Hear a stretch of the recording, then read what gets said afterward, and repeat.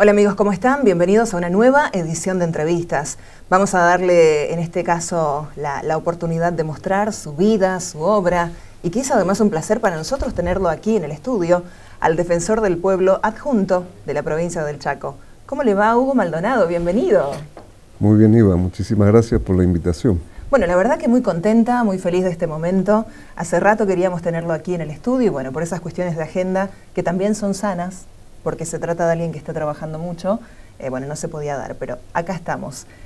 ¿En qué momento de su vida está, Hugo? En un buen momento. Sí. Y en pleno desarrollo de muchísimas cosas a la vez, desarrollándome muy bien como padre, muy bien como hombre, muy bien como funcionario público, muy bien como Hugo Maldonado para Hugo Maldonado. Podríamos destacar que fue diputado nacional, que también representó a la provincia como legislador y tantos otros roles, siempre atravesado por el compromiso social. Pero la verdad que hay algo que a mí me conmueve de manera muy particular, Hugo, y es la relación que mantiene con sus hijos. Son papá y los chicos en casa. Sí, en este caso, hace 14 años, después de mi separación con Sandra, que es la madre de los chicos, decidimos en familia cómo se conformaba esta nueva etapa de nuestras vidas. Lisandro tenía 13 años, Dalmiro tenía 6, y entre los 4 tomamos una decisión, creo, inteligente de cómo continuábamos. A partir de ahí empezamos a vivir los 3 solos y bueno, vivimos distintos momentos de mi vida como profesional, como trabajador, como político, como yo también viví distintas etapas de su vida, como alumnos de la escuela primaria, como deportistas, como músicos, como hijos, como novios, como amigos que traían amigos, digamos, importante, riquísimo y una experiencia buena, toda vez que no es normal. No es el término a utilizar, digamos, no es usual o habitual que se conforme una familia después de un divorcio de esta manera, porque generalmente se opta porque los chicos, los hijos, queden con las madres. Claro. Nosotros establecimos esto a través de pactar una buena relación entre los 4. Y creo que se han convertido en muy bellas personas a propósito de que pudimos conservar esta buena relación, su mamá en otra casa, nosotros en esta casa, y bueno, hoy podemos decir que ya tenemos un hijo cuasi abogado, tenemos otro hijo que está estudiando marketing, ambos son músicos, y básicamente muy buena gente. Eso sí me consta. Bueno, le mando un besito a Lisandro, por supuesto, y también a Dalmiro, que bueno, estuvo integrado ayer en uno de los talleres de oratoria, una excelente persona, la verdad, un chico encantador. Hugo, ¿cómo hace para congeniar estas obligaciones familiares, que a la vez son un placer, porque es el deber de padre que uno lleva, con el compromiso social tan marcado que mantiene con el pueblo del Chaco? Miren, yo cuando se da esta situación, paralelamente, tenía cargos de muchísima responsabilidad. Yo era presidente del bloque de diputados del oficialismo en la provincia del Chaco, que lo fui por muchos años, y el desafío, y en esto siempre valoré a la mujer que se hacía cargo de sus hijos después de una separación, porque uno tiene que administrar diversidades, la cocina, la ropa que tiene que estar lista, sí, el control del horario en que vienen o no, mirar y bregar por conseguir buenos ámbitos para el desarrollo de los hijos, a veces coser un ruedo, correr porque los hijos le dicen tarde de algún compromiso, y tuve que equilibrar, y ese fue realmente un desafío y una redefinición de mis tiempos, porque claro, lógicamente antes, cuando Sandra estaba con nosotros, era quien se ocupaba de estas cosas que a veces en error de concepto decimos que son las cosas domésticas, como una cosa secundaria, claro, cuando son centrales en la vida de una familia y en la vida de uno mismo. Es así. Y adquirimos entre los tres una metodología de comprensión, una metodología de muy buena relación. Y bueno, hace 5 años atrás cumplí 50 años y encontré, creo, una síntesis para definir qué sentía yo en base a la relación que tengo con mis hijos. Y dije que a los 50 años podía decir que estaba realizado porque comprendí primero que no había que trabajar para ser un buen padre, sino que había que sentirse realizado diciendo, bueno, tengo buenos hijos. Claro. Ese cambio de concepto que me parece que tiene que jugar de esa manera, porque juega la trascendencia y lo que queda es lo bueno en la trascendencia, que en este caso son mis hijos. Uno de ellos ahora está preparando un disco. Lisandro está preparando su tercer disco. Él fue a vivir a Buenos Aires hace 3 años atrás. Tiene una banda que se llama Libélulas, hacen rock indie, y el día 20 van a estar presentando para Chaco y Corrientes su nuevo disco que se llama Haciendo un Fuego. La banda la conforman 2 hermanos que viven también en Resistencia, que son los hermanos Rodríguez. Uno toca guitarra, otro bajo, Lisandro es el baterista, entre los 3 componen, y la verdad que les está yendo muy bien, y esto a mí me entusiasma mucho porque siempre digo y a veces recomiendo. Cuando yo fui diputado de la provincia del Chaco, auspicié una ley que era la ley para músicos, donde exigía al Estado la inversión en un programa que financiara desde la grabación de un disco, la compra de un instrumento, y esto lo hice porque vi muchísima gente, digamos, con vocación, pero limitado a meterse en el fantástico mundo del arte, sí, porque no tenía capacidad económica. La votamos y lamentablemente el gobernador Capitanich la vetó y no se pudo llevar adelante. ¿Y por qué hice, entre otras cosas, esto? Porque la música sirvió en la crianza de mis hijos, porque ocupó un tiempo importante y porque los ocupó y porque los hizo seres creativos. Claro. Dalmiro, que por ahora está en un impasse, también es músico y es un encanto, Dalmiro. Formó parte de una banda de cumbia pop, Tarambanas, que la banda todavía está. Sí. Tocaron en mi programa el año pasado. Sí, tocaron en tu programa el año pasado. En vivo. Y bueno, yo recomiendo a los padres inclinarlos por cualquier disciplina del arte, porque me parece que cumplen 2 roles. Uno, ocupar en estos tiempos a donde no es fácil decir vamos a ocupar productivamente, sanamente el tiempo de nuestros hijos, y otro porque hace seres creativos. Eso sí. Y bueno, esto para mí también forma parte de aquello que me pone como tranquilo, porque si uno ve un ser que es creativo, también puede estar tranquilo porque ese ser creativo, que en este caso es la creatividad en la música, tiene posibilidades de crear en otros campos. En otros ámbitos. Que es el laboral, que es el de las relaciones, pero la cabeza está movilizada para ser creativo. Bueno, pero también le tengo que preguntar sobre su rol como defensor de los vecinos, como defensor del pueblo. Adjunto, que es la denominación correcta, la más abarcativa a nivel provincial. ¿Qué opinión le merece? Lo tuve aquí de invitado en entrevistas al fiscal federal Patricio Sabadini.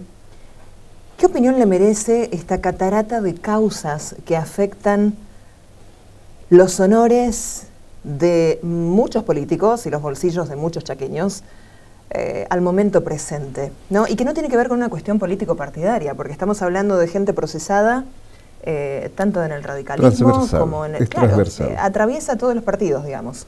Me importa mucho su opinión. Mire, Iva, vaya como testigo. Nosotros hicimos un video porque trabajamos y creemos en la comunicación a través de las redes, a través de la imagen, a través de la síntesis, y hay un video que lo titulamos como La corrupción mata. Y este video... De hambre, entre otras cosas. Y en el video nosotros mostramos la pobreza materializada en la falta de vivienda, salud, la muerte en 11. Pero ¿por qué hicimos este video? No de oportunistas, sino porque militamos durante mucho tiempo, y a mí me tocó llevar la bandera y ser autor de una ley, de un proyecto de ley, porque ni siquiera lo miraron, ni siquiera lo miraron, y recuerdo que algunos colegas, y esto no es de Batilana, sino es poner en contexto la situación, me decían, pero vos vas en contra de la política con este proyecto, y el proyecto era de la imprescriptibilidad de los delitos de corrupción, que dicho en castellano, es que no tiene que tener término el delito de corrupción. ¿Por qué? Y aquí se está viendo que cuando uno está en el gobierno, tiene fuertes influencias, hay una acción de imperio. Yo soy el que te puedo echar del trabajo, yo soy el que no te doy obras, yo soy el que te quito el negocio, yo soy el que tiene el poder y la fuerza. Entonces, en ese tiempo es difícil que se hagan denuncias. Por eso los términos de la prescriptibilidad en el delito de corrupción debe ser distinto. Y yo comparaba con el delito de lesa humanidad, y me decían, no son comparables toda vez que la corrupción genera delitos que producen muertes masivas, cuando no hay presupuesto para la salud, cuando no hay presupuesto para el alimento, cuando no hay presupuesto para el desarrollo digno de la vida de los ciudadanos. La verdad que no encontré mucho eco en aquel momento, cuando fui diputado de la Nación, pero a ojos vistas de aquel hecho y de lo que está sucediendo hoy, siempre digo que hay que bregar, aunque no sea uno el protagonista y aunque no se dé... ¿Por qué? En este caso, bregar por que se juzguen los delitos de corrupción y que haya justicia en este caso. Y a propósito del fiscal Sabatini, me parece que él está cumpliendo el rol que la ley establece. Él está para denunciar todo hecho que se precie de delito. Entonces me parece que el fiscal Sabatini está cumpliendo una función que no estamos acostumbrados a ver. Claro. Hoy por hoy está ya instalado en la opinión pública y en el propio Congreso este tema de los fueros. ¿Qué opina de que en su momento, cuando fue denunciada, no haya renunciado a ellos la diputada nacional Aida Ayala, que también está involucrada en el caso de, causa, lavado 2? Yo, y esto es mi criterio, por eso digo, cuando pienso en Ángelos y Cristina Fernández de Kirchner, o en este caso Aida, si hay alguna sospecha, como lo hizo Ángelos, dijo, miren, yo dejo los fueros aquí, me someto a la justicia y después vemos si vuelvo. Claro. Ángelos volvió, porque la justicia comprobó su inocencia de aquello que estaba denunciado. A mí me parece que frente a estas situaciones uno tiene que estar presto siempre a ponerse a disposición de la justicia, a derecho, y los fueros me parece que no están para entorpecer procesos judiciales. Claro. Mientras se transitan estas causas, lavado 1, 2, 3, creo que hay 4 ya, ¿no? Ya hay 4, sí. Hasta lavado 4, hay otras cosas que están pasando con la gente, ¿no? Hay otras situaciones que por allí no forman parte de la opinión pública, pero que son igual de graves. ¿Cuáles son las necesidades que llegan a su mesa de trabajo? Bueno, mira, la Defensoría llega a todo, porque es un instituto creado para hacer síntesis, para tramitar todo derecho que esté negado y también para frenar arbitrariedades. Y en situaciones de crisis como esta, donde los gobiernos definen ajustes, donde los gobiernos no cumplen con las funciones que le establece la Constitución, cuando se producen algunas arbitrariedades es cuando este instituto tiene sentido de existencia. Entonces, imagínate, Iva, que es variopinta la actividad dentro de la Defensoría. ¿Pero cuáles son los temas más candentes o más recurrentes? Sí, bueno, supongo yo, violencia de género y pago de servicios. Bueno, los servicios. ¿Serán de los temas? Los servicios es uno de los temas, digamos, claro, ¿cómo hacemos terribles, para pagar la energía eléctrica, Dios? Digo, y en la provincia del Chaco, donde hay una un doble agravamiento. Uno tiene que ver con la decisión del gobierno nacional de manera de shock, querer poner las tarifas en los niveles que tienen que estar. Las tarifas, cuando asume Macri, nosotros pagábamos el 15% del valor real de la tarifa. Yo no comparto la metodología con que se definió el sinceramiento del precio del kilowatt, por ejemplo, para hablar de la energía eléctrica, de ninguna manera. Que eso pasó además, hace un año y medio aproximadamente. Sí, 2 años. Y además para nuestra región. Digo, no nos dan los tiempos, pero puedo recordar cuáles han sido mis luchas a propósito de tener nosotros una tarifa diferencial, los que vivimos en estas cinco provincias que no tenemos gas natural. Este es un tema que, con justicia, digamos, la gente viene a hacer reclamos, porque se agrava toda vez que los 2 últimos gobiernos han destruido, y este es el término, han vaciado y han puesto en una situación de gravedad a el último eslabón que nos trae la energía eléctrica, que es la empresa de distribución. La empresa SECHEP está literalmente quebrada. Eso suena trágico, ¿no? Entonces eso se traslada al ciudadano. Entonces tiene sentido que nosotros en cumplimiento de lo que establece la ley que le da sentido a este instituto, accionemos en defensa de los usuarios. La verdad que la definición de las políticas de la Defensoría las tiene el doctor Corregido, quien es el titular. Yo tengo muy limitadas mis funciones. Yo lo único que tengo es la representación cuando él no está. De todos modos, permanentemente estoy haciendo recomendaciones, estoy proponiendo temas porque, como decías vos, son muchísimas las necesidades que tiene la sociedad que se agudizan en tiempos como los que estamos viviendo.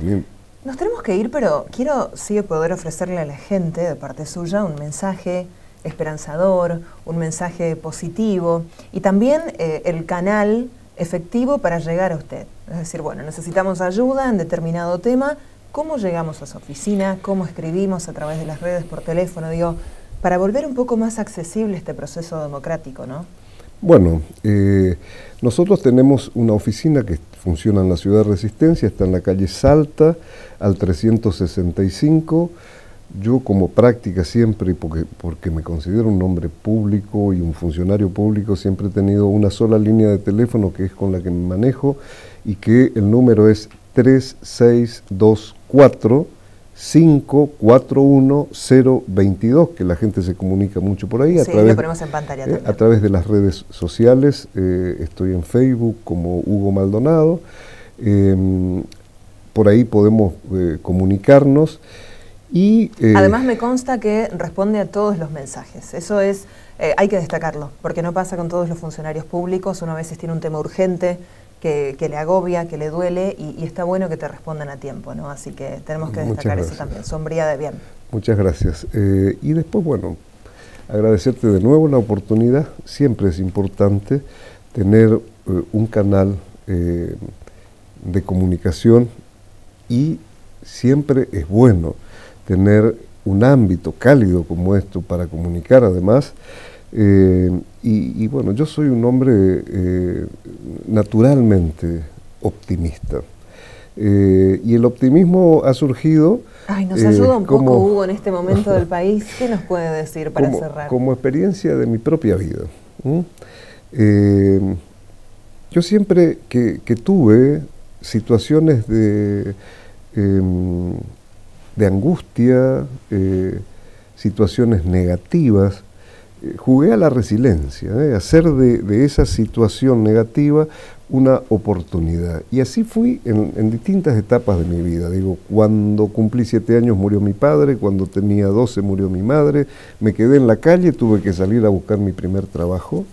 A los 14 años conseguí mi primer trabajo, fui cadete en una zapatería en Resistencia, y así sucesivamente fui sorteando situaciones, y esto es lo que desde la función donde me toque siempre juego a buscar A mí me preguntan por ahí, ¿usted quiere ser gobernador, quiere ser intendente? Y yo siempre soy honesto y digo, miren, yo siempre quiero estar en ámbitos a donde los tiempos sean amigables para encontrar solución a los problemas. Y mi ámbito son los ámbitos legislativos, digo, vocacionalmente, y me he preparado toda mi vida para desempeñarme en la función de los ámbitos colegiados, a donde hay que buscar consensos, a donde hay que liderar situaciones. Digo, yo creo que el país tiene posibilidades de salir, que tenemos posibilidades de vivir una situación distinta a la que estamos viviendo,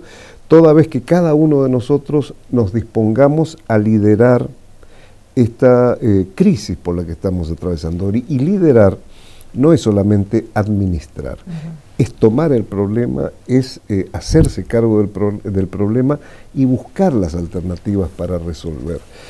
En la crisis del año 2000,